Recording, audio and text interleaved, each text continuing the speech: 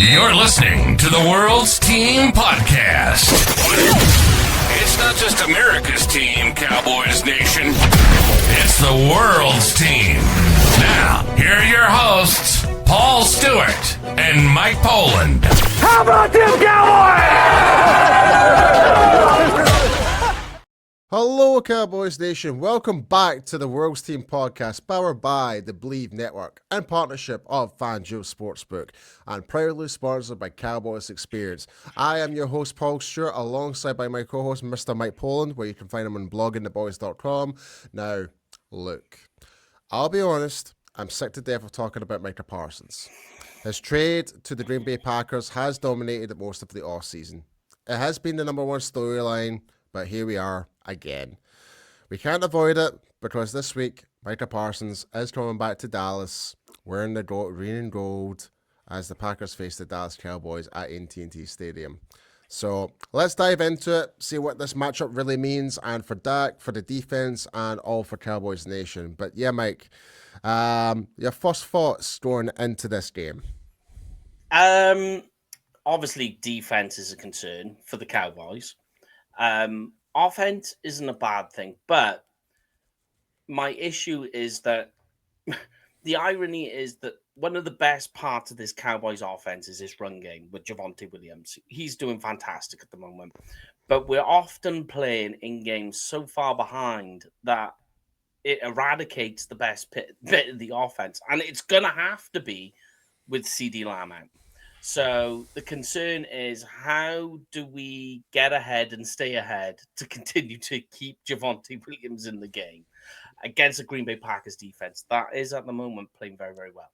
Yeah, funny that you mentioned about CD Lamb, but hit me with it, Mike, with the injury report. Obviously, I think we're still waiting on word on Friday's practice injury report. Yes, so, but hit me with it, what you've got right now. So obviously we know about CD Lamb. Tyler Bucker out 4 to 6 weeks as well with a high ankle sprain. But on the injury report, Deron Bland is limited, but he has said he's going to play.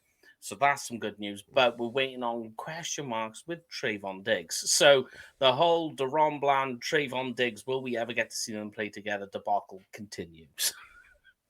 I think it's never going to happen, if I'll be perfectly honest with you, Mike. I really don't.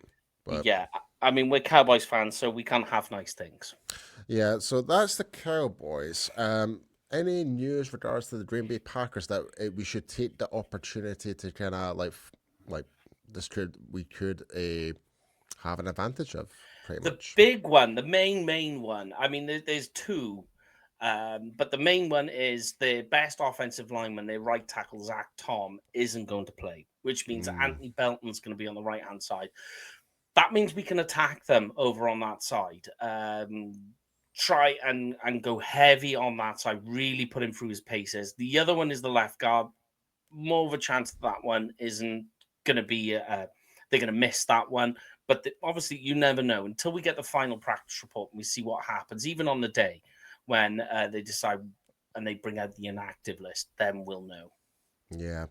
Well, I know we're going to take a really deep dive into this upcoming game, but I do want to kind of talk about the Packers in some way. Looking especially at their last game against the Cleveland Browns, a game where they were the big favorites. It was 10-10 throughout the whole game, and obviously Cleveland blocked the field goal, and with 22 seconds left in the clock, Joe Flacco took it up, and the Cleveland Browns kicker sealed the victory for the Browns, which was a massive upset all throughout the NFL. But what was your general thoughts about that game, Mike? Was there anything that you noticed was a bit off kilter? Yeah, penalties. Green Bay Packers, the offense, a whole lot of penalties. I mean, this is what's interesting. I went and checked this today. Is that the officials that are running this weekend's game, they have thrown the second most false start flags so far this season. Green Bay Packers rank second in false starts. That's very interesting. Hopefully, and I'm crossing my fingers for like the Dallas Cowboys pass rush, which, let's be honest, has not been effective at all so far this season. Like, hopefully we can actually use that to our advantage. We might actually see like a Donovan Isarak who really step up. We'll see the debut of Jadeveon Clowney, etc. So there's a lot of things that could happen there. But Yeah. But as I kind of mentioned earlier, Mike, I mentioned about how the Cowboys' offense is statistically better than the Packers. So I've got the stats right here. So Yeah. the Cowboys are 24.7 games points per game. Points per game. Yeah. Yep. Comparison to the Green Bay Packers is 21.3. In terms of rushing yards per game, it's averaging as 125 yards for the Cowboys and 98 for the Packers. Passing yards, Dak Prescott is averaging 268.7 per game, and Jordan Love is averaging 202. Now, the big difference for, like, in the other way is the turnover difference. That's the problem. So we're at -5, and the Packers are at +1.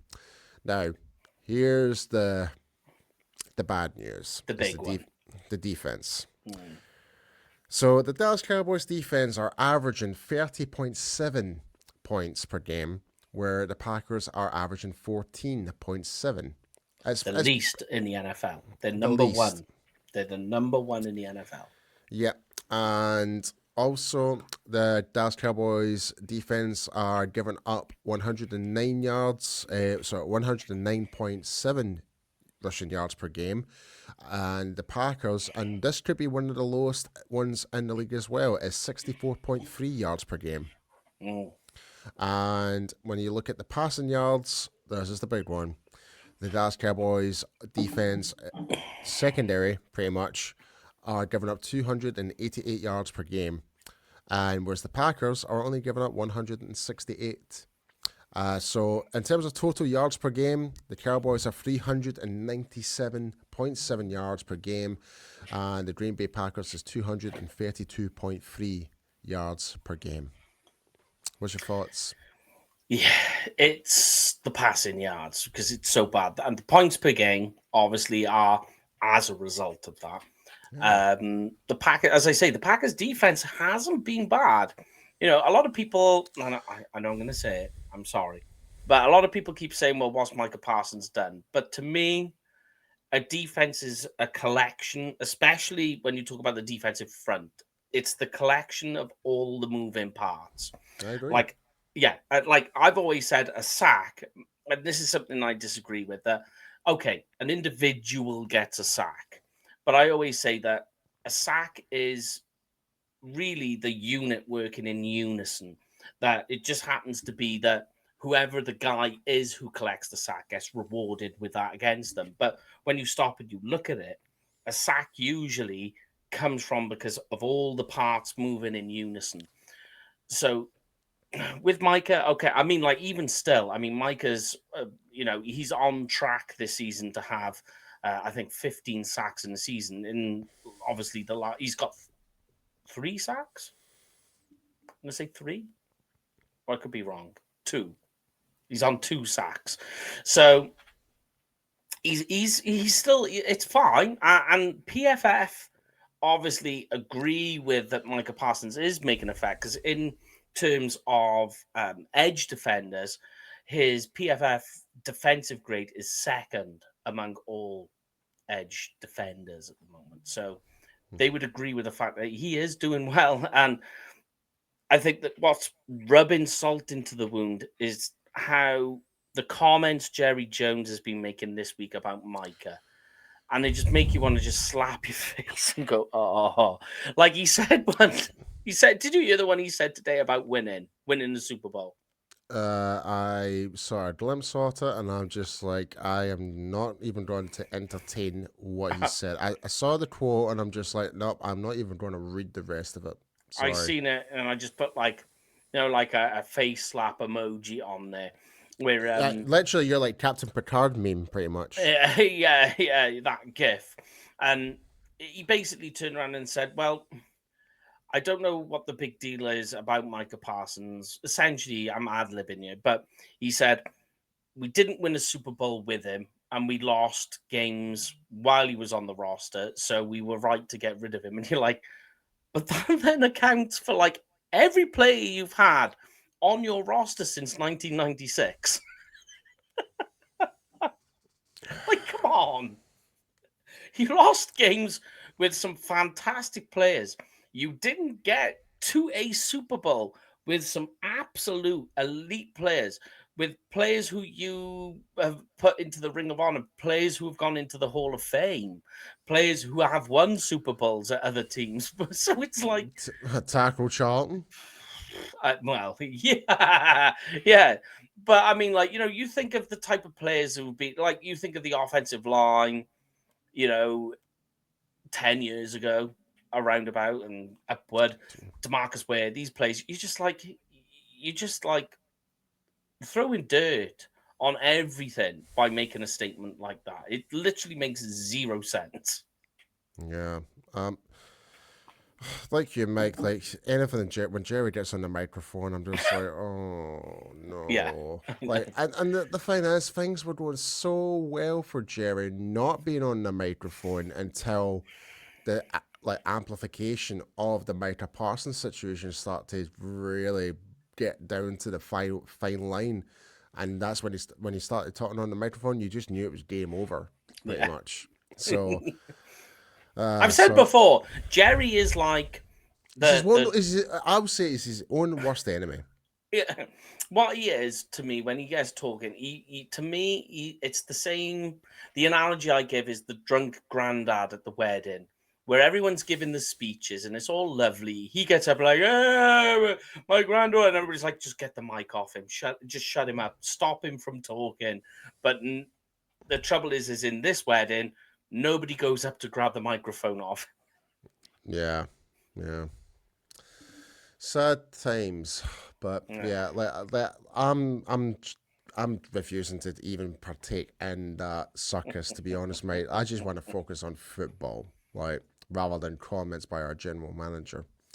Like, I mean, owner, general manager, whatever he wants to call himself, like, but yeah, but looking back into this upcoming game, obviously, for us, as we talking about the post game show against the Bears, like we were just absolutely disgusted at how we played in that game, defensively especially. Yeah, like our secondary was just non-existent in that game, and when you go into with the Green Bay Packers game, you've got players like Matthew Golden, Romeo Dobbs, Tucker Kraft, etc. Like, I'd be worried going into this game. Yeah, there's guys who can stretch that field, guys who can get into that seam where, because like that's an issue.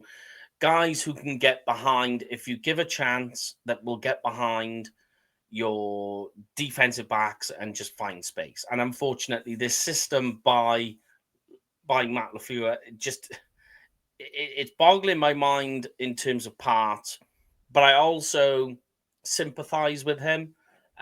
Because like a major cornerstone of what he was building his defense around in the off season in summertime, he was expecting to be here. So a lot of what you were doing predicated on pressure up front, not getting pressure up front. The cornerbacks have issues anyway. I'm not saying that that they're not at fault, but it's the unfortunate combination of a number of things that lead them to struggle. And in some way, yeah, I agree. But didn't Matt Eberflus kind of sound? Matt Eberflus. I said Matt LaFleur. Sorry, Yeah. Matt Eberflus. There's too many Matts. I do apologize. I'm at Matt Eberflus. I do apologize. No, that's fine. I knew exactly what you mean there. But Yeah. My bad. I've got different names floating around at the moment. But for Matt Eberflus, he signed off and agreed with the trade. That's the problem. He could have at any time said, "No, I really still want to keep him here. I had plans for him." That never happened. You wonder though what goes on behind closed doors. You do. You really do.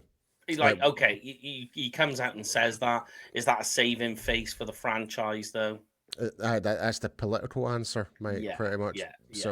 But deep down, he might have actually hated that idea. But then again, like, he's had the whole off season without Micah Parsons. He should have actually had our defensive line, Aaron Whitecotton, who I had really much high hopes for, to have our defensive line ready to, like, and Whitecotton's actually been a quite successful defensive line coach for multiple other teams. The Jets, for example, like, Yeah. you can make fun of the New York Jets as much as you want, but they've always had a good defensive line. Yeah.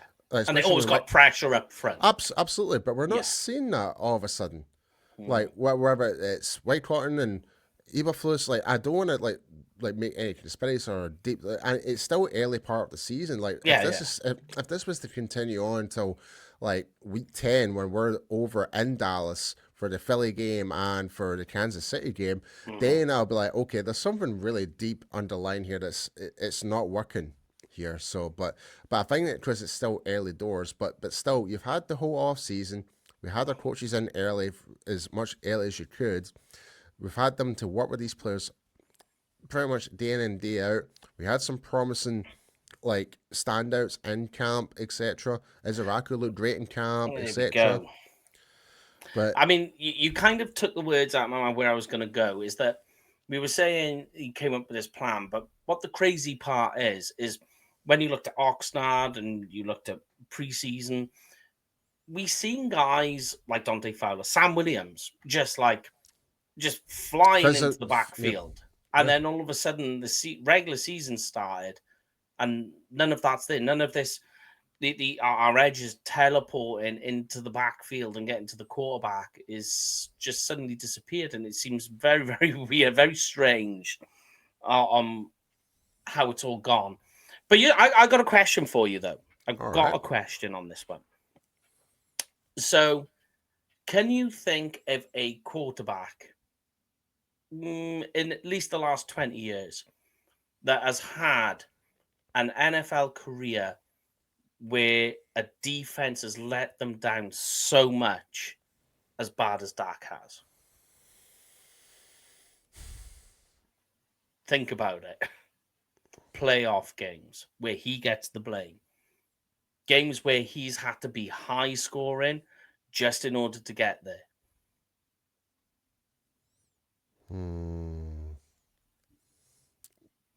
You could, and some way you could say Russell Wilson back at the Seahawks in some regard.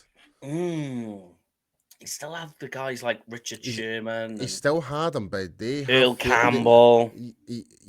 Earl Campbell? Not Earl Campbell. What is wrong with you tonight? I know, I've got names all over there. It's because I've been writing articles all day. So I've got names floating everywhere. Yeah, like, what I'm trying to say is, it's because they are a really good defense. Like, there has been situations where, like, the defense actually jeopardized the Seahawks in the past massively. Like, but generally in his career, but in general speaking, like, where like the defense has just been a complete letdown, I can't think of any other situation like that. I just sit there and I'm thinking about this, with the defense. I'll throw it back to you, actually. If you throw it the other way around, where the offense is failing and the defense is helping out, you could put that towards the Cleveland Browns every single season. Yeah, somewhat, and somewhat Jets, kind of. But I just sit there and I think, I can't think, like, surely there's going to be some bad teams where you're just like, yeah, well, this defense was really bad for this dude's career. But, like, generally for an entire career that Dak has had, he's always had a nice offense, but his defense has always been a failure. Yeah. I mean, I'm trying to think of all the teams at the top of my head. So you had the Colts with Peyton Manning and Andrew Luck. Like, they had a good mid-range defense. They had some star offensive line sucked. Yeah, that offensive line was terrible. Yeah. Like, but look at, like I said, the Denver Broncos when they won the Super Bowl. Like, the offense and defense were both on fire. They were in unison. That was proper unison. Like, even DeMarcus Ware was part of that super team, Super Bowl team. So, like, you would have thought maybe even the Tampa Bay Buccaneers with Tom Brady, but no, the defense stepped up. The offense clicked. Like, I really can't think of any other team but us who did manage to make the playoffs and absolutely fumbled the bag when it comes to defense. Yeah. I Like really when you think can't. about it, he's just had just a complete failure with his defense and gets all the blame. And And I get it. Dak, I'm by the way, I'm not sticking up for everything that Dak does. There are moments and games where he has dropped the ball, where he was like, we need you to step up. So I'm not saying he's absolved the fault completely, but he's just never had a defense to support him. And it continues on and is continuing on right now, but it's magnified because things are just so much worse than they have been. here's a wee afterthought, and this may be actually. I'm going to save this for later for our would you rather. Actually, I'm going to save that later. Like Okay. it's kind of in relation to what we're talking about here. All But right. but let's get back into the game here. So obviously, Cowboys are hosting the Green Bay Packers at AT&T Stadium. It's going to be a late one for anyone here watching here in Europe. More hairline losses for everyone, pretty much. Yep. It's going to be 1 o'clock in the morning here in the United Kingdom. If you're in like mainland Europe, it's like 2 a.m. Our good friend Frankie Muller, who from Germany, is going to be at that game, hanging about Nice. with our good friend Mike Tag. So I'll be looking forward to seeing the Cowboy Cave tailgate footage. So I'll be looking forward to seeing that. But yeah, what would you say is the key moments for the Dallas Cowboys to have any shot of winning this game? Um, on offense, it's the run game. It has to be the run game. Run straight at him. If you've got to like mix it up a little bit, let's get Blue off off inactive and get him out there. Some nice crack tosses on the outside. Really get the edges on their toes in terms of having to change direction, which will slow the pass rush down, which in turn helps the offensive line, which in turn helps Dak deliver the ball on passing downs. On defense, it really has to be attack that right side of their offensive line and really, really get into Jordan Love's face. You've got to put the pressure on because when Jordan Love's got a great deep ball, but when you get pressure on him, he hasn't got time to deliver it. So take away the best part of his game by getting pressure up front. You do that, you're in with a chance. Yeah, I also would add on that as well. And my pet peeve from last week's game is the fact that when you're in short yardage, 3rd and 2, your cornerbacks and your secondary are 10 to 15 yards deep back away from the wide receivers and tight ends. It's like you're basically giving a gift. You're basically handcrafting a package. Like, you want a first down? You get a first down. You want a first down? You get a first down. Yeah. Like, that's what it felt like. So I don't want to see any more of that. I know Matt Eberflus has came out and said that they've made some amendments. They hope to kind of hopefully simplify a little more. Simplify things, yeah. Less is more, I guess. That's my favorite motto. Mm. But that's one thing. I think Dak being Dak, I think from the grand scheme of things, yeah, we're 1-2 right now. Dak right now for me has been probably the most accurate he has ever been. It's just unfortunate that his wide receivers have made some crucial drops, like from Tolbert to Lamb and Pickens. They've all made drops, Yeah. like, and even the one drop from Ferguson, like he was almost 14 out of 14. He was 13 out of 14 in that Bears game. That's something as well. But for me, I want to see a bit more variation.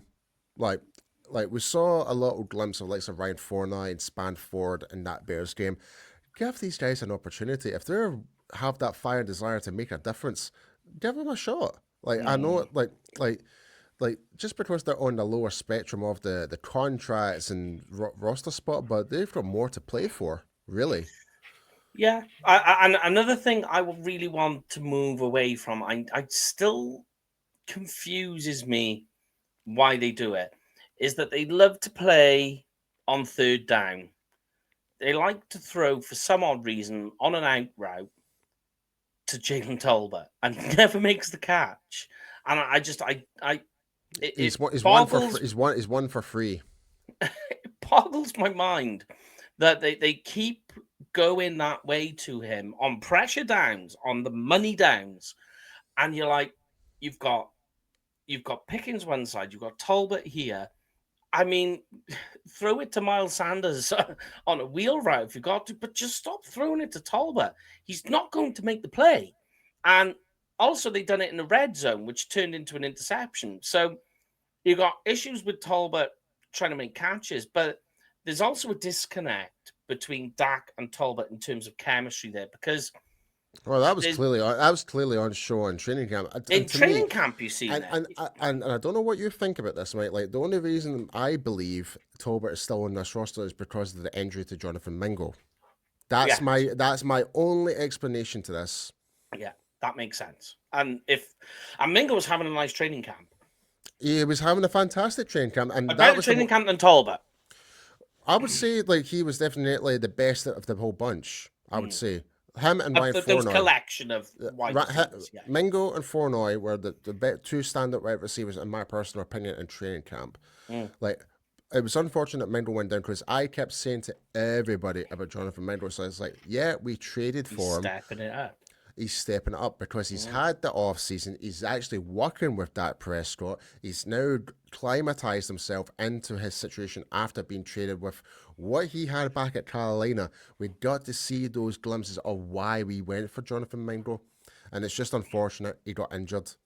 It really is. So, and when it comes to like Jalen Tolbert, I genuinely believe, like, well, Mingo's injured. I guess we have to keep Tolbert because he's in his last year of his contract as well. Yeah. Like, I would have thought he would have been one of those, like, those cuts to 53-man roster because it's like, well, it's not going to affect much in the salary cap because he's still in his rookie contract, essentially. Yeah, so it doesn't really matter. Yeah. So, but here we are. But hit me with it, Mike. What would your score predictions be for this game? Okay, I'm going to do this. The Dallas Cowboys home crowd spur on the Cowboys. The Cowboys win this game. Yeah. Yes. 38-35. That's very wishful thinking, Mike. I know. Sadly, I've got the Cowboys losing. It pains me every time, but knowing our history with the Packers, especially recently at home, and how our defense is playing as part of using the zone coverage without with any pass rush pressure, I can see this being not a blowout, but we're going to be better offensively. Put it that way. But it's all on our defense and Eberflus to actually step it up. So, but sadly for me, I've got Packers 38, Cowboys 14. Ooh, yeah. So they were blown out. No, sorry, Cowboys 17, sorry. 17. Oh, yeah. We'll throw in an extra one. Yeah. I needed a Brandon Aubrey in there. Come on. Like, you know. With a 60-yard attempt. Yeah, well, there's actually a lot of sporting odds, actually. And, that just reminds me, the sporting odds, actually. Get on that, and then we'll do the final segment. Yeah, so in terms of the sporting odds for the Packers and Cowboys games, so in terms of the spread, it's set at 6.5. So plus 6.5 for the Cowboys, minus 6.5 for the Packers. In terms of the money line, the Packers are minus 330. The Cowboys are plus 265. So if you really think Cowboys are going to win, that's a nice return on that. And the over and under is set at 46.5. I think it's going to be over 46.5 points. I think it will. Based off your score prediction. And off mine, definitely. Yeah, but I think the spread is the most confusing part, I think. Like, for me anyway. Go on. Like it's basically like just a touchdown of a difference. 6.5 points. So I think it's going to be more than that. Mind. I think it's going to be more than that. I know it actually matches to what you're saying with your, like, there's only like 3 points of a difference for the Cowboys to win the game. Yeah. So, But going back to our predictions. So we've got our store predictions in. Mike, hit me with your bold predictions for this game. My bold prediction is... My bold prediction this week is Osa Odigizua with 3 sacks. Ooh. Well, I'm going on the sack. That's very bold. It is very bold. Have you said 1.5? I thought that's actually... Yeah, I'm going bold. Bold. All right, okay. It's not really bold. I think it's go bold. Go extra bold. I don't really have any really big bolds, to be honest, because I just don't feel that bold going into this game. But I know it sounds depressing as hell, but for me, I've got our new guy, Jadeveon Clowney, getting in his debut, getting a sack, and I would say 3 tackles for loss. Nice. Yeah. Okay. Yeah. So now you're throwing in tackles for loss as well. Okay? So it's semi-bold, but it's not like bold, if you know what I mean. But, all right, Mike, hit me with your would you rather. Okay. So, this is going off the idea the Cowboys win, okay? But, would you rather the Cowboys win this game because the offense was high-scoring, or would you rather that the defense figured things out and kept the score low? I don't care. I just want to win. Come on, it's a would you rather the offense was high powered or the defense kept it down? Defense kept it down. Oh, okay. The rectification game. And not just, and that's another thing we failed to mention actually when it comes to this game. If we win this game, it actually helps our draft capital. Yes, it does. Correct. Massively. Yeah. Massively. Because this game could have a major impact, from being say the Packers go 8-9 rather than 9-8. That could be several draft picks of a difference in terms of the draft order. Definitely can. So, us winning this game, I need to hit my microphone there. This game has a massive implication in terms of because what we traded Micah Parsons for has an impact. So, correct. Yeah. But I'm trying to remember what I was going to say now, because I did say I had a would you rather. Now I completely forgot what I was going to say now.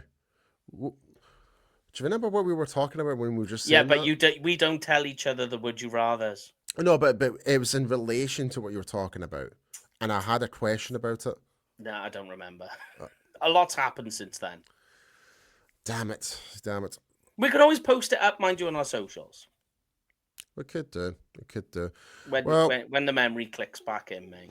Yeah, well, it is Friday night here in the United Kingdom. It's been a long week for Cowboys Nation in general.